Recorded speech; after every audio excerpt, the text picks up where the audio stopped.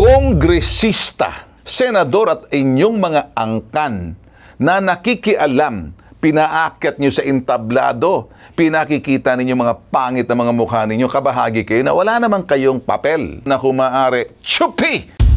Tul, Erwin, Rafi, pakisabi nga dyan, tawagan niyang NCIP.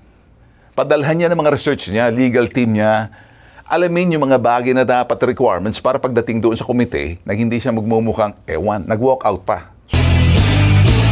Ben Tulfo Fun Filter.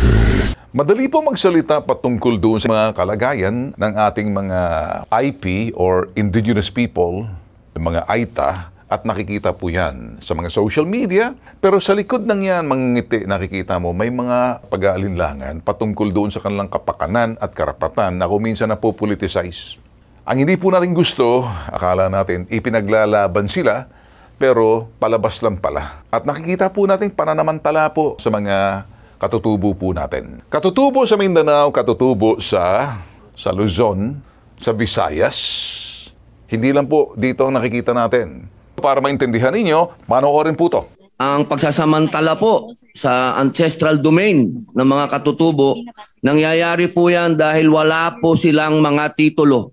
I share the concern of Senator Padilla, but this is the reality of lawmaking, including the budget process. When the good senator brought to our attention the concerns of the indigenous people na wala ngang mga titulo at matagal na nga daw niyang sinusuportahan yon, tinignan ko yung record. Yung mismong NCIP, hindi naman nag-submit ng kanilang budget proposal na magdagdag ng pondo para doon.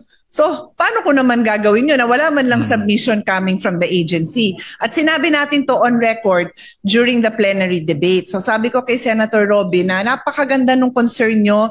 The indigenous people are blessed to have a supporter like you, pero the agency has to do their job because we cannot invent these figures if wala namang pinopropose. They did not do it in a timely manner, Mr. President. So I suggested to His Honor, pwede kayong mag-submit ng amendment because I'm sure the chairman will accommodate a very reasonable request such as that, Mr. President. So, andito na po tayo eh. Ito nga po, pinag-uusapan nga po kanina, sinabi nga po, nagkakaroon na nga po tayo ng mga malawakang pagpapalit at pagpapaganda ng sistema ng paggawa ng budget. Bakit hindi pa po natin ito talakayin ngayon na? Bakit pa po natin kailangan ito padaanin pa sa kung saan-saang butas ng karayom? Ang inyo pong mga kapatid na katutubo ay naghihikahus na sa sobrang pagsasamantala sa kanila. Yun lamang po naman. Maraming salamat po, Ginoong Pangulo. Maganda po pakinggan. Masarap sa tenga para sa mga AITA.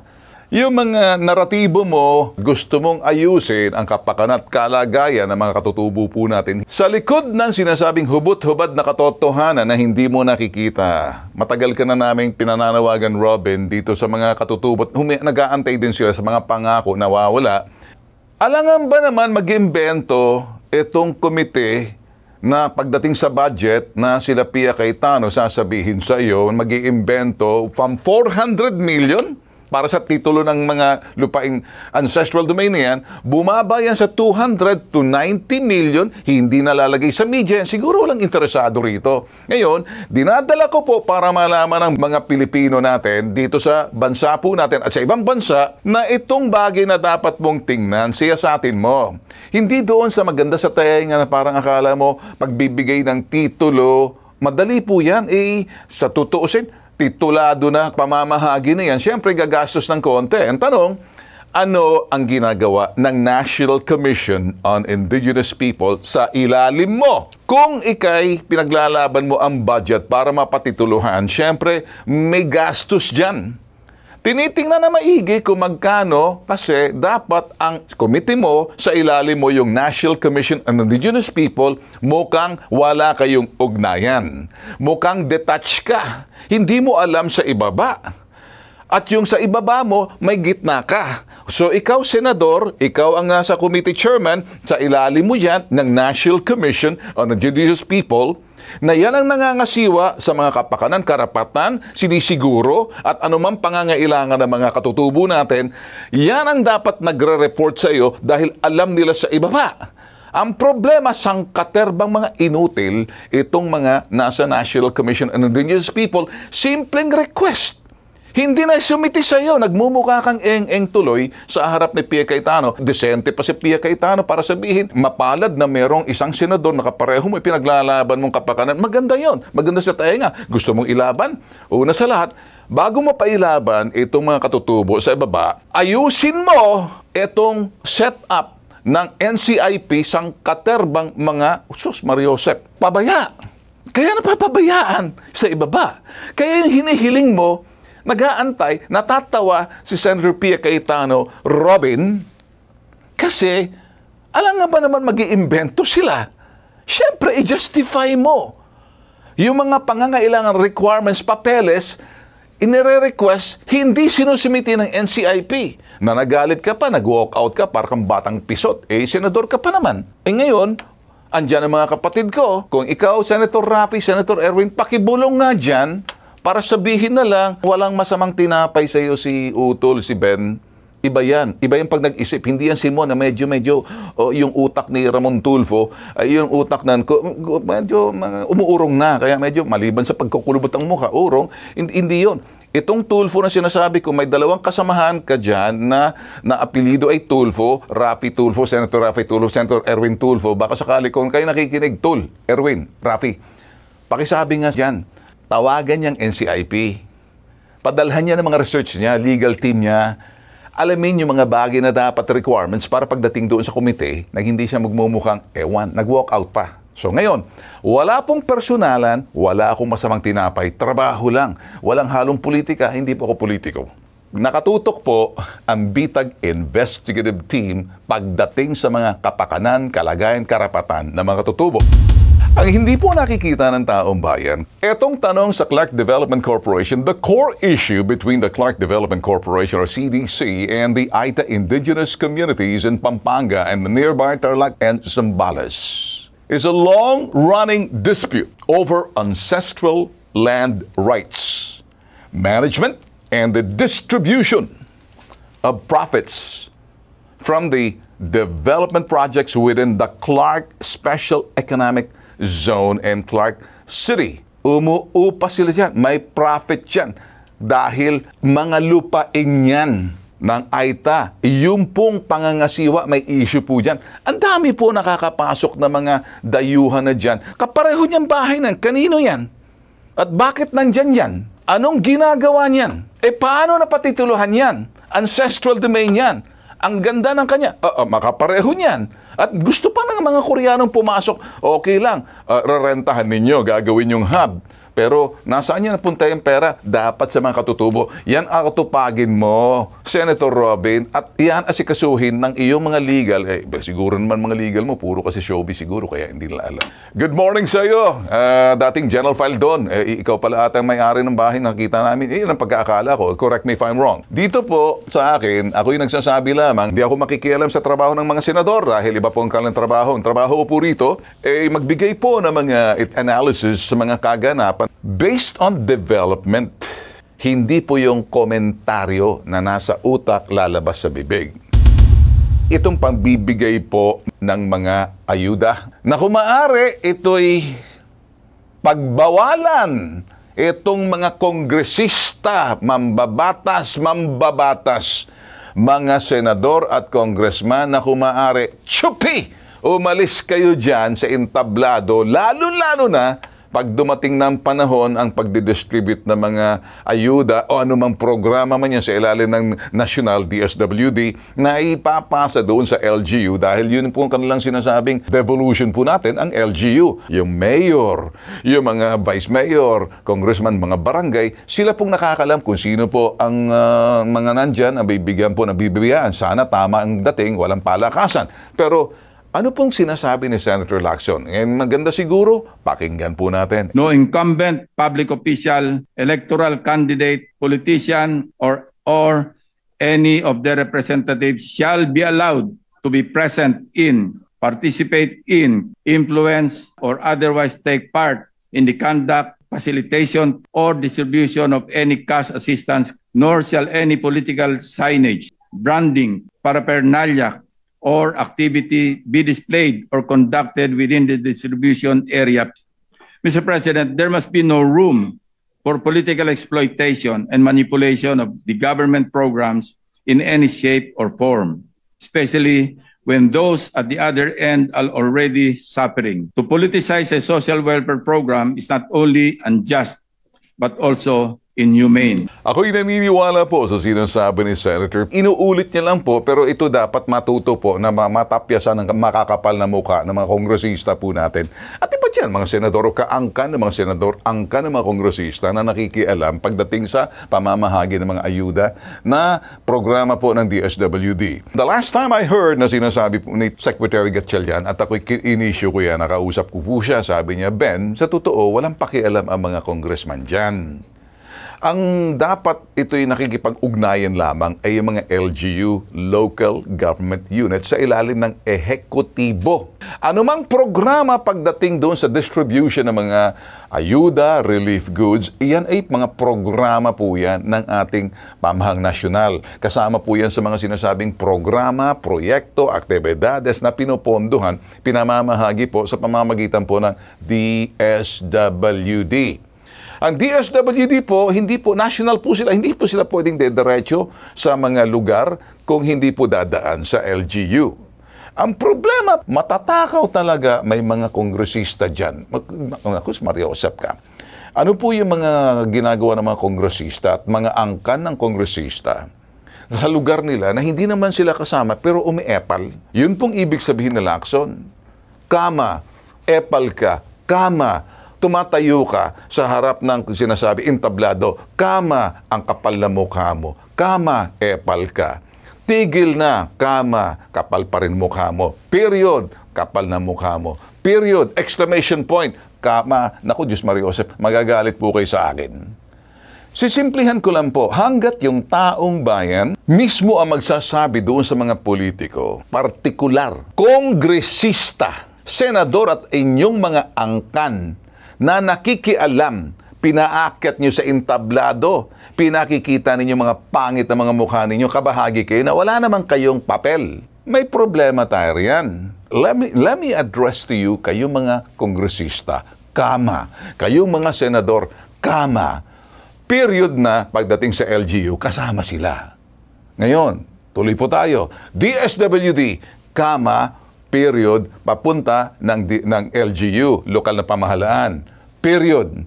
Pag pumasok ngayon ang mga congressman, exclamation point, angry face, kama, kapal na mukha nyo. Malinaw to. I want you to listen carefully to what I'm going to be saying because I'm going to have to tell you this whether you like it or not, and then I will let you be.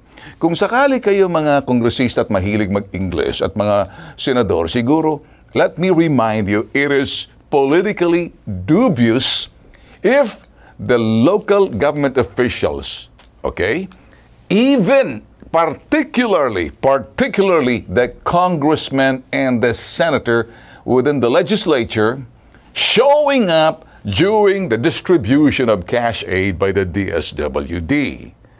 In the presence of the local government unit, which the LGU, they can facilitate by being there to cooperate to, well, work with. But the SWD cash aid distribution generally considered, especially considered dubious if you're a congressman because you belong to the legislative body, not in the executive. Trabaho po ng ehekutibo.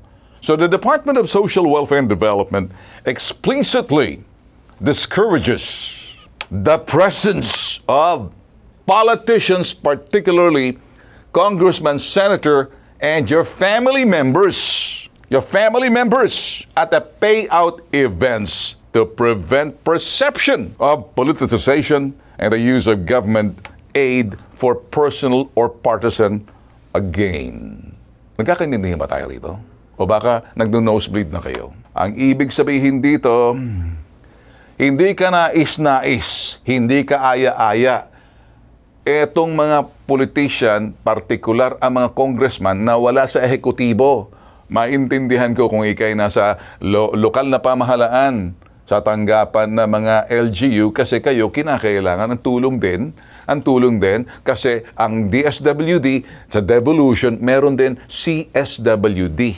Ang problema, paano kung si Mayor? Mister niya si Congressman. Pupunta si entablado, makikikamay. Ipapakilala ang ito ng kabiyak ni Mayor na asawa ni Mayor, ang si ating congressman si distrito, kasama ang kanyang anak na konsehal at ang kanilang mga chikiting nasa barangay, SK. Ito na papasok yung sinasabing dynastiya. Mapiprevent nyo ba yan? Dumarating ang panahon na tatanda rin tayo. Okay? So, kayong mga susunod na henerasyon at yung mga kasalukuyang henerasyon at mga henerasyon medyo palipas na, intindihin nyo, lalo-lalo na yung mga bagong henerasyon, the next generation, ang paggalang sa mga matatanda. Well, tinuturo po yan sa loob ng pamamahay ng mga magulang, kanong ibig sabihin, respect, reverence to the elders. Masakit po makita natin na kung minsan ng mga magulang na mga ibang dyan na nagkakalat sa lansangan, pinababayaan at napapansin po namin dito po sa aming help desk or sa BTAG na yung pong matatanda palibhasa wala ng silbi pag medyo wala na sa kanilang isip. Inaabuso, sinasaktan, hinahayaan sa lansangan. Mismo kung minsan mga kaanak, anak, dahil matanda na, namumura nila. Hindi po natatakot sila sa karma. Pinababayaan. Kaya kung minsan ang matatanda, lalo-lalo na ngayong panahon na ng Pasko. Kung may mga panahon po kayo pag-iisipan ninyo, isipin niyo po yung mga nasa bahay ampunan. Malungkot po yan pagdating ng Pasko. Nasa bahay ampunan. Na nandoon po sila. O baka sakali kung meron kayong konti, punta po kayo roon. Kung yung mga bahay kalinga ng mga matatanda o kung meron po kayo, sila po dapat para sa kanilang Pasko. Kasi minsan lang sila maalaala na kung minsan napapabayaan.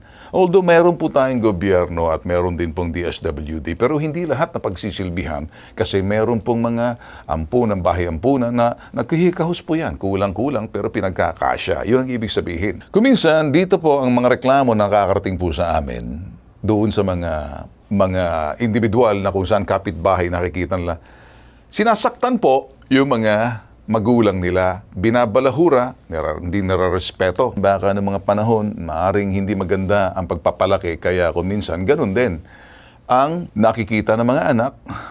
Kaya paglaki, walang kwenta ang magulang. Pero ang magulang, minamahal po yan. Galang nyo kasi darating at darating yung karma. Pero may mga bagay din po na kung minsan, may mga magulang na inaabuso ang kanilang mga anak, o di naman kaya, inaabuso, pananakit, etc. Kanino po tumatakbo? Kung minsan sa pamilya, hindi nagkakaintindihan, mga magkakapatid, nagbibiruan, kasiyahan. Pero kung minsan sa loob ng pamilya, may kahihiya ka na isa sa kapatid mo nagkakalat. Pero wala kang masabi dahil matanda. Dahil nagkakalat siya, nakakala niya sa kanyang pagkakalat, cute. Hindi na cute pag matanda ka na Paurong na yon. Pag ika'y paurong, bumabalik sa pagkabata. Ang binabahagi, puro katarantaduhan. May iba, habang tumatanda, ang binabahagi ang kanilang ewan, semplang ng mga pananaw, semplang ng mga pahayag. Kaya kung minsan sa loob ng pamilya, nahihiya yung pamilya. Bakit nahihiya? Kung ano-anong pinagsasabi, kung ano-anong pinagkakalat. Lahat ang nakikita niya, puro mali. Siya na lang ang tama, na ang mundo'y umiikot sa kanya. Kung anong sasabihin niya, sagrado na. Wala nang tama, walang kinakampihan. Lahat binabanatan. Ako po'y hihingi ng paumanhin. Ako po'y hihingi ng paumanhin. Kung meron man po sa pamilya namin, hindi po si Senator Rafi, Senator po yan, hindi po Senator Erwin, Senator yan. Ako po ay nagsasalita, diretso po ako, mahal ko mga kapatid ko, pero meron po kaming isang kinahihiya. Dahil kung minsan kung anong pinagagawa. Ayan po, kuya po namin, si Mon. Kaya Mon, kung nakikinig ka, umayos ka. Para nang sa ganun, medyo natatapyasan naman yung kahiyaan namin.